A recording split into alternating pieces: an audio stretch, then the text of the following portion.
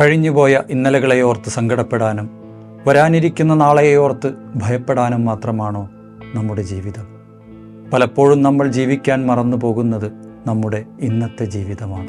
അന്ന് അത് സംഭവിച്ചില്ലായിരുന്നെങ്കിൽ, എനിക്കത് നഷ്ടപ്പെട്ടില്ലായിരുന്നെങ്കിൽ എന്നിങ്ങനെയുള്ള ചിന്തകളിൽ കുടുങ്ങി പലരും ഇന്നും ഭൂതകാലത്തിൽ തന്നെ ജീവിച്ചു കൊണ്ടിരിക്കുകയാണ്. അതുപോലെ തന്നെ നാളെ എന്ത് സംഭവിക്കും, ജോലി, ജീവിതം, സുരക്ഷിതത്വം, ഇങ്ങനെ വരാനിരിക്കുന്ന എന്തെന്നറിയാത്ത നാളെയെക്കുറിച്ച് ആകുലപ്പെട്ട് ഇന്നത്തെ സമാധാനവും നഷ്ടപ്പെടുകയാണ്. അങ്ങനെ ഭൂരിഭാഗം മനുഷ്യരും ജീവിക്കുന്നത് ഒന്നുകിൽ കഴിഞ്ഞുപോയ ഓർമ്മകളിൽ, അല്ലെങ്കിൽ വരാനിരിക്കുന്ന ആശങ്കകളിലുമാണ്.